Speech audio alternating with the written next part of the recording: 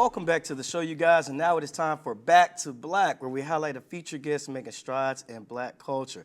Today's guest attended dental school at the historic Howard University School of Dentistry. She is the owner of Stony Brook Dental in Winter Garden, Florida, and she is also the owner and founder of Inspired Purpose, a nonprofit serving in medical dental missions locally and abroad. Please welcome to our show, Dr. Wendi Wardlaw. Dr. Wardlaw, how are you doing? Thank you for coming on our show. Thank you for having me. We appreciate you taking time out of it. Yes, I know, the beautiful smile. Whites. I love it. You know a dentist, their teeth are just, it's something Beautiful. that's beautiful. So, Dr. Wardlaw, before we even get into your professional and academic accolades, can you tell our viewers just a little bit of your backstory or the background on the journey to becoming Dr. Wardlaw? Oh, it was a journey. It was indeed a journey. I was born in Greensboro, North Carolina, raised all up the East Coast. But I spent 10 years developing dentistry, or not developing dentistry, but being in the dental field in the Army. So it's been a journey. I am the example of perseverance and God's grace. Yeah. Wow. So you got to tell us more about that. So you said that you were the lowest ranking soldier in the Army. What obstacles did you have to overcome? Mindset. Oh. Mindset, because I was a private E1, and I knew that there were so many things inside that I wanted to do, but I first had to get past myself, right? Go back to school, value what God put inside of me. I had to do that first. So it really was a mindset and just taking little steps. Oh, wow. Mindset is everything, isn't it? Yeah. If it's not in the right place, you really can't accomplish much. So speaking of mindset, Dr. Wardlaw, I saw that after completing your dental program at Howard, you went back to school for your postdoctoral work.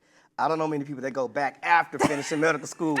How did you motivate yourself to go back after doing all those years of education?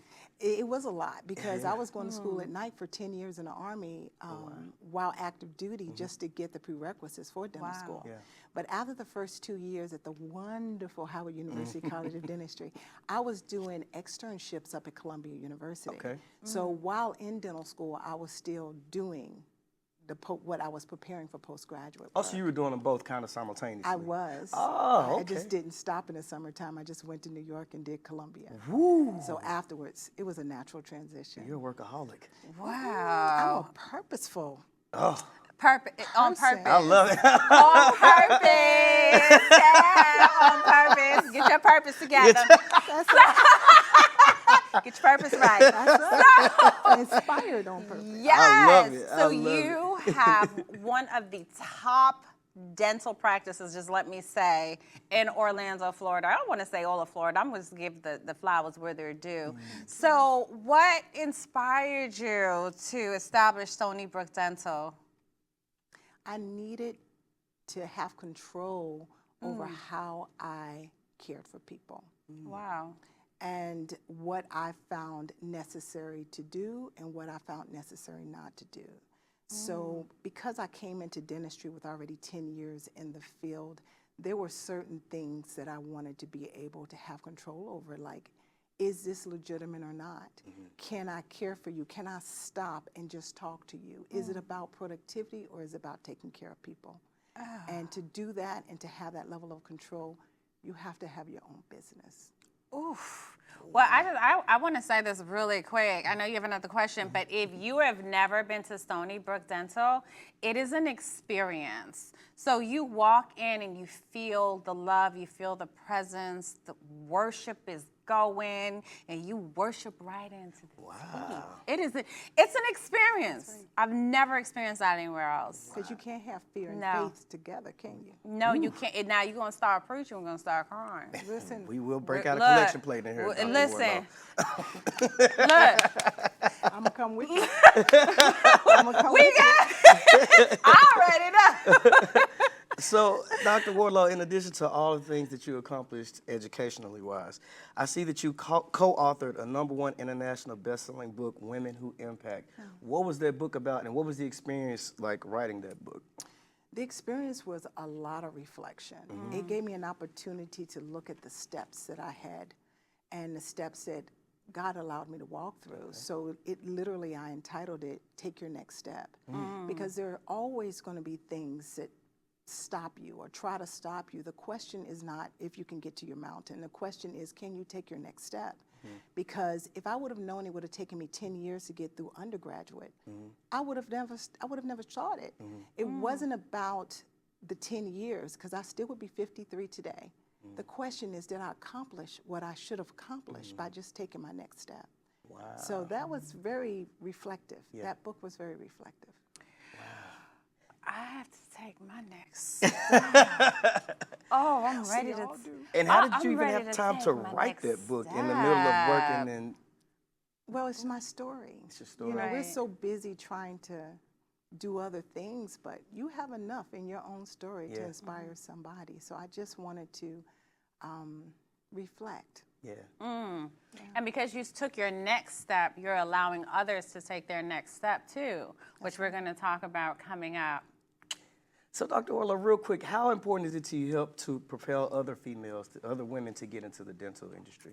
Oh, it's so super important. One of the mentors that I have from afar is Jean Singford, and she was the first female dean of any dental school. Wow. It just happens to be Howard University Wow. College of Dentistry.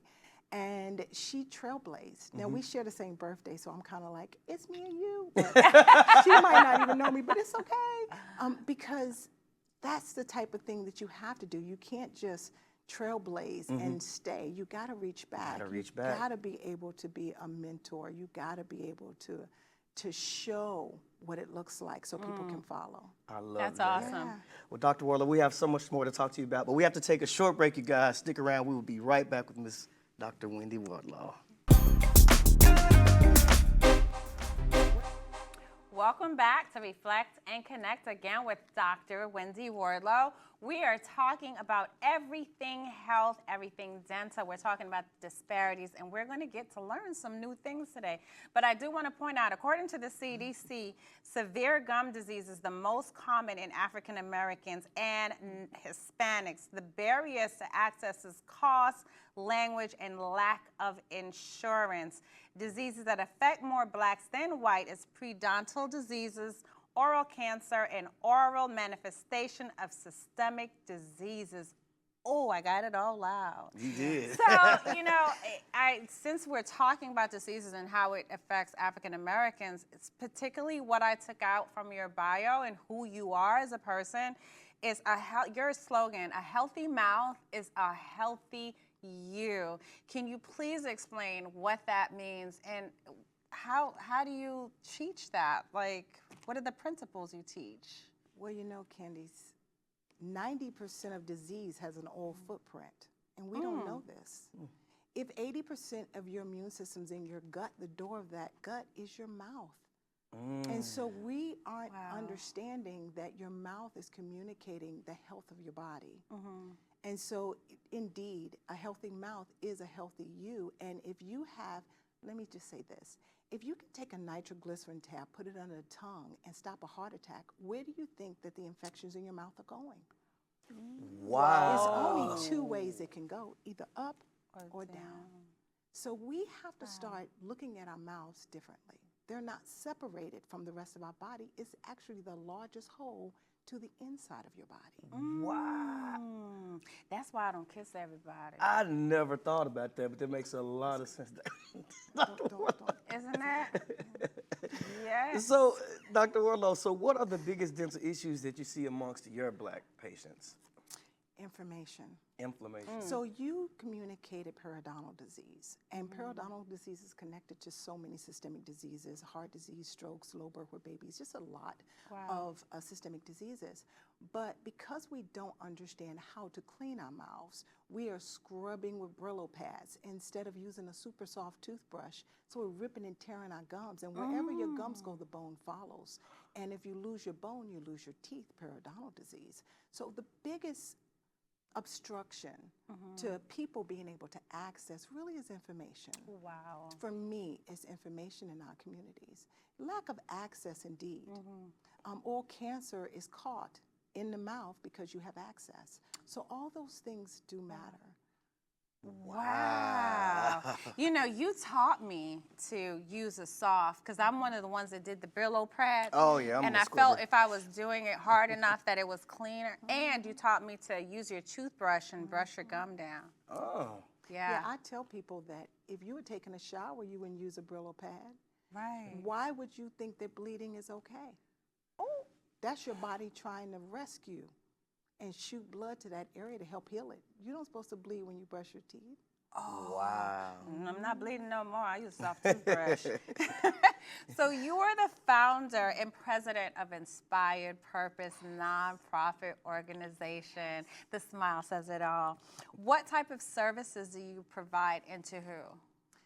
I go where I'm sent, to be Yeah. perfectly honest. And so I've been to many different countries, and we do medical dental missions. So I like to collaborate with people who are already doing that, nonprofits, NGOs, non-governmental organizations, and I'll link dental to it or bring in glasses and optometry and eyes, whatever the need is. There are so many people, because of the systemic connections between your mouth and the rest of your body.